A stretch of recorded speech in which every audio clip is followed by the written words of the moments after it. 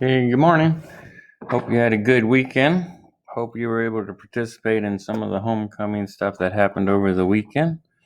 The dance there was quite a few people there, so I was really happy for those kids that they could participate in that.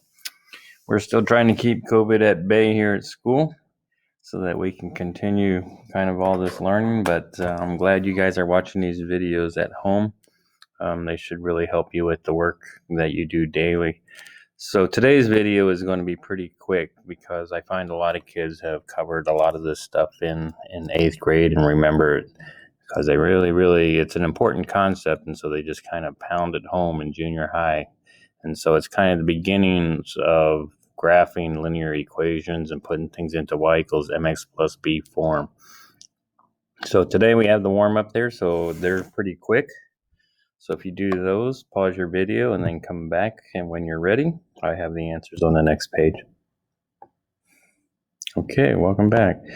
So any line that's a straight line, we call that a linear line.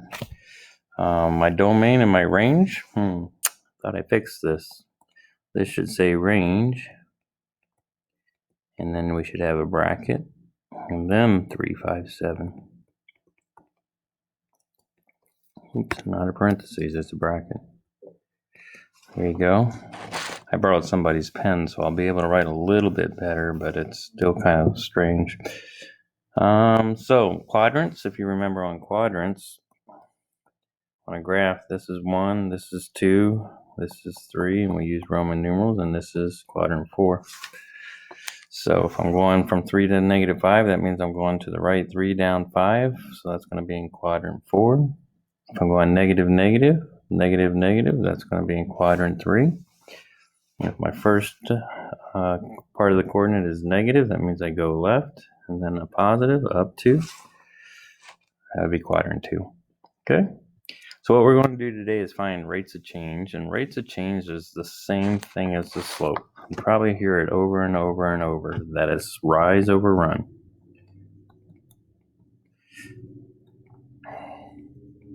It's always rise over run. Another way to say that is what's the change in my y,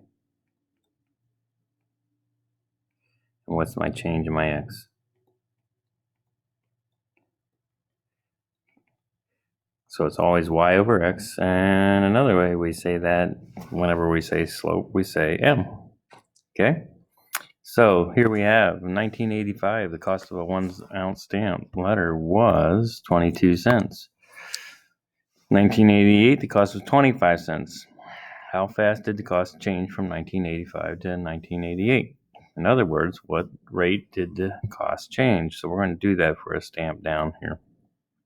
It's a ratio, fraction. And again, here we are. Rate of change is the change of the dependent variable, which is again my y's, to the change in my independent variable, x's. Okay. Sometimes you'll hear it, and this is kind of leading up to tomorrow. Sometimes you'll say y sub 1 minus y sub 2 over x sub 1 minus x sub 2. That's what we're going to do tomorrow because that's the slope formula. But it's the change in my y's over the changes of my x's. We'll cover this part in depth tomorrow, okay? But that's basically what we're doing here today when we're doing rates of change. So here's a table that shows the cost of mailing a 1-ounce letter in different years. Find the rate of change in cost for each time interval.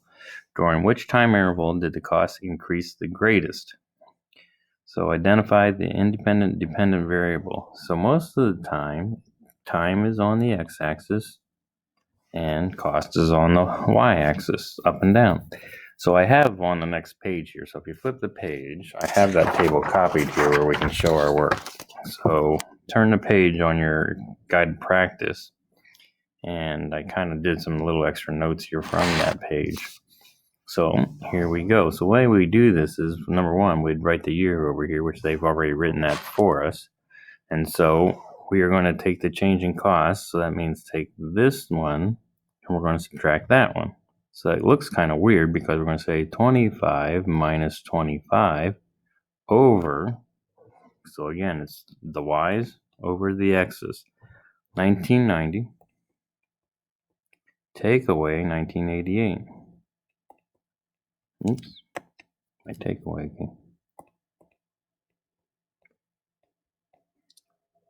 So if I do that, 1990 take away 88, that's 2 years.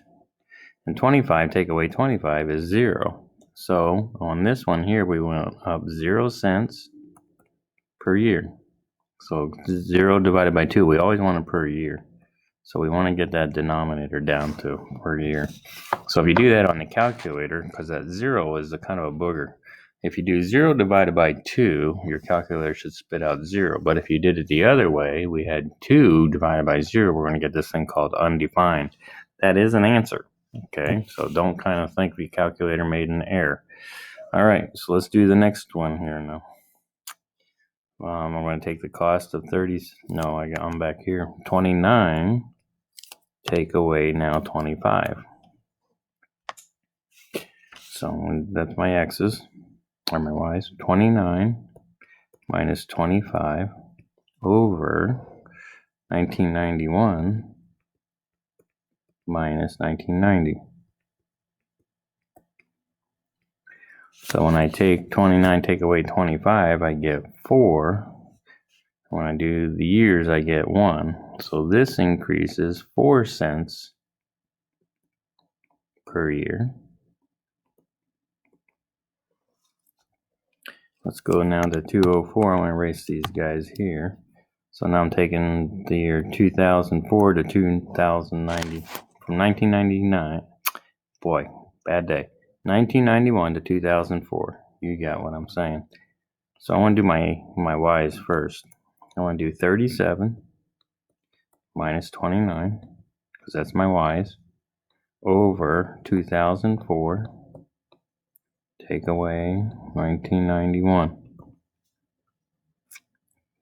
I'm going to do that, and this is where calculator starts to come in handy. I get an 8 over 2090. What is that there? Was that 2004? Take away 1991, I'm getting 13. That's why it's nice to have nice handwriting. Saves you time. That's 2004. I'm getting 13. I don't want it per 13 years, so I'm going to take 8 and divide by 13, and I'm getting 0.62 cents, 62 cents per year. Now I'm going to come down here because I'm writing big today. For my pen's awful big. So I'm going to take my last one, get rid of these guys. I'm going to do 42, take away 37.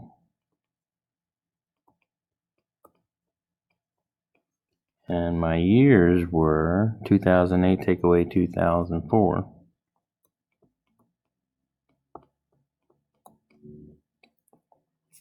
From that, I get 5 over 4. And from that, I get $1.25,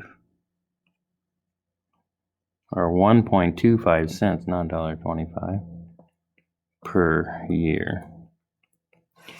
So that's 1.25 cents per year, 62 cents per year, and 4 cents per year, and 0. And I think the question said, if we come back here, where interval did the cost increase the greatest? So 0, 4.62. So it looks like this right here is our greatest year, which was our second year. So we had greatest increase.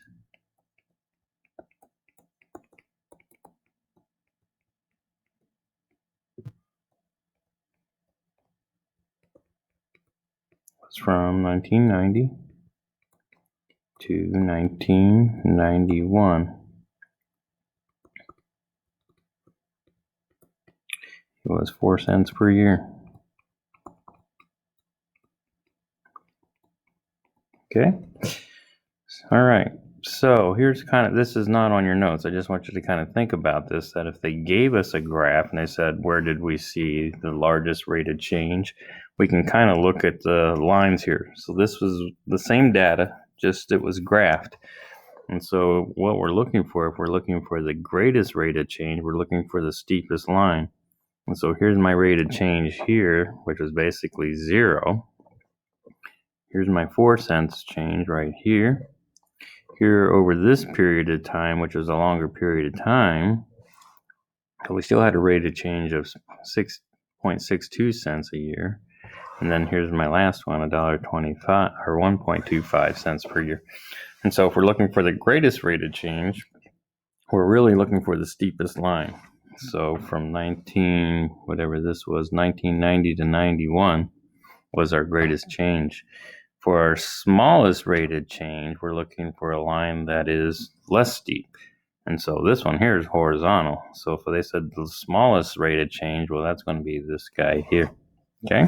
So that's how we kind of read a graph. We're looking for the steepness of the line. Now, if you'll just pause your video and do this table real quick, this is talking about a bank account on different days of the month. We're going to find the rate of change for each interval. During which time interval did the balance decrease at the greatest rate? So we're looking for a decrease, okay? So if you'll do those real quick, showing your work, again, this is going to be my X. This is my time in days. This is my balance, so that's my Y's. And so if you get those, I have the answers on the next page. All right, let's see how you did. Again, my writing's kind of big and different. So here I have a minus $53 a day they were taken out of the bank if I averaged it. Here I had $7.50 per day. Here between days 16 and 22, I didn't take any money out of the bank. And then on day 22 to the 30th day, I put money in the bank of $4.38. So kind of be careful, because we got some negatives and some positives here, and so they're looking for the largest decrease. So the greatest decrease day is from day 1 to 6, this over here.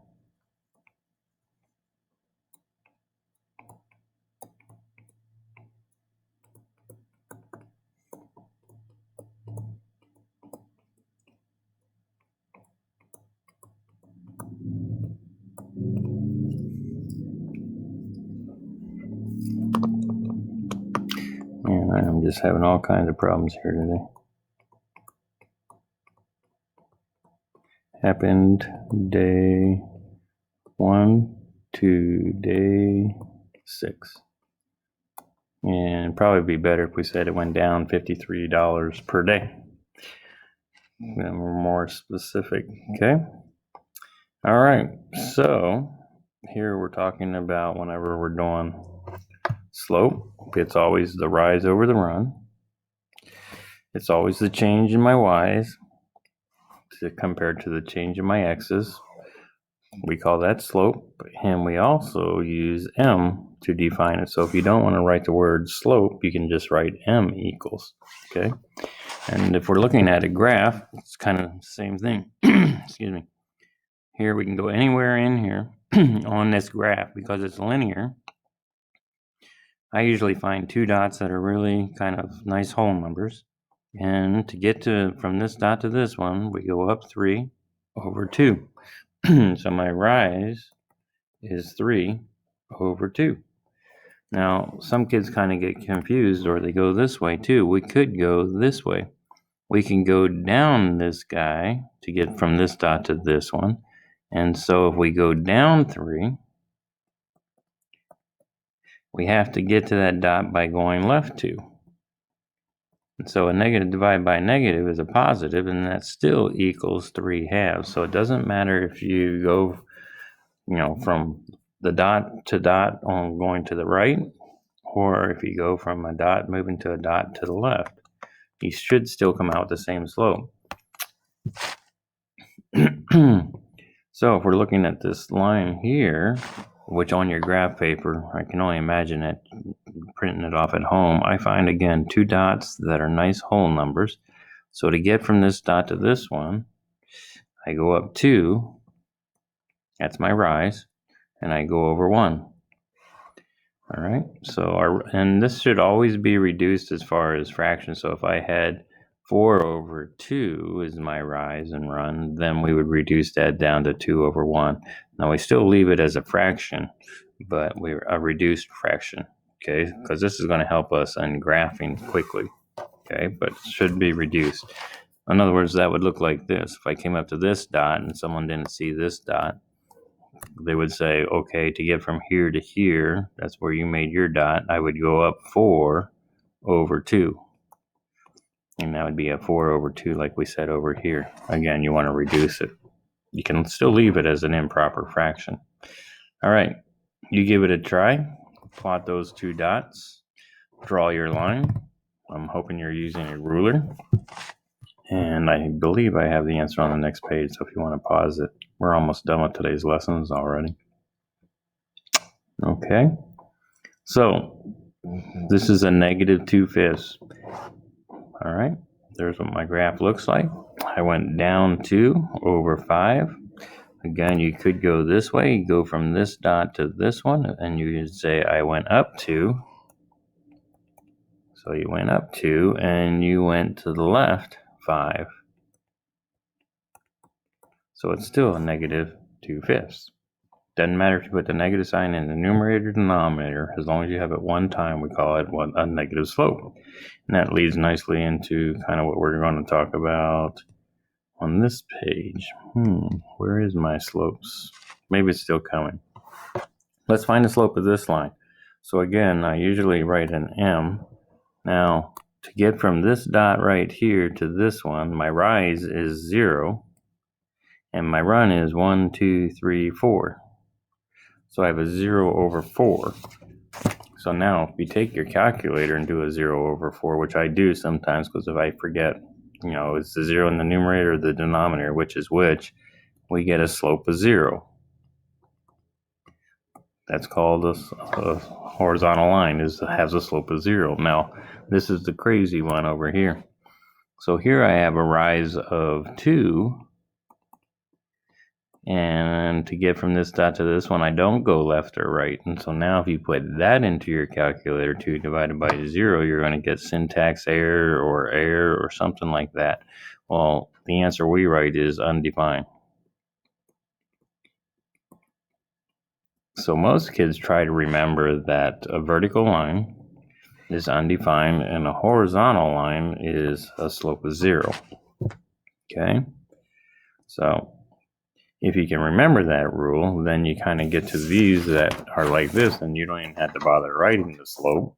You just say, hey, vertical line, just like we have up above, is undefined.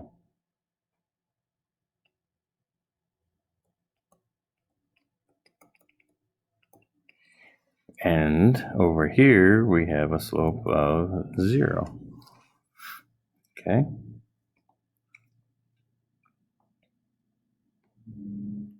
Okay, what did I do that backwards?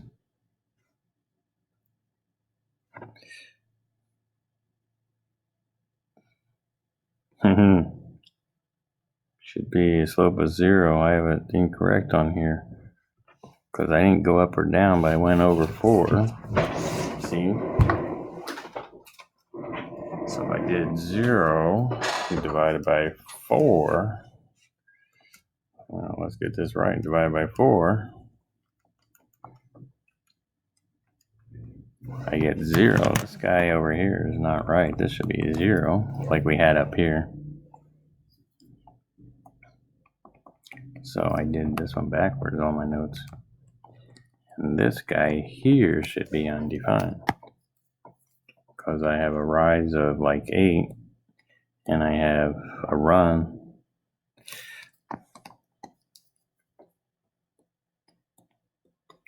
So here I have 8 divided by 0 equals 0, undefined.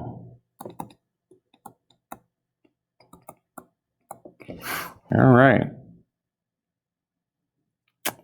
Okay, so then I think we have just this last little bit. It's kind of like a review. Whenever I'm talking about my slope, I always think about which way my line's going and what kind of an answer I should expect out of it. And so whenever I see a line that when I go from left to right that it rises, well, we call that a positive slope. So when I'm done writing my slope, I should look at it and say, hey, it's a positive slope.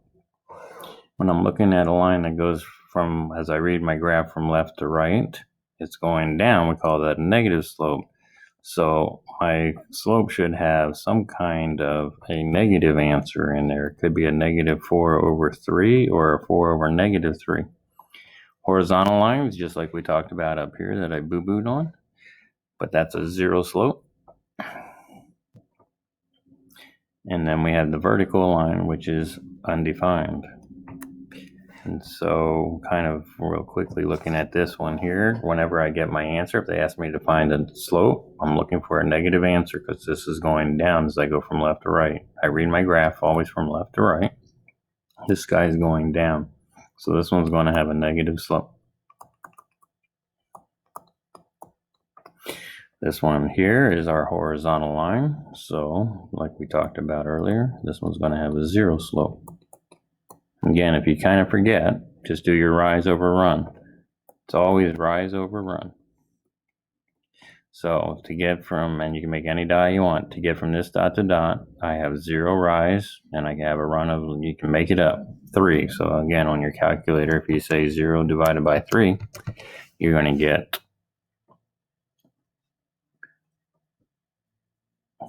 you should be having an undefined slope. See, I boo-booed again.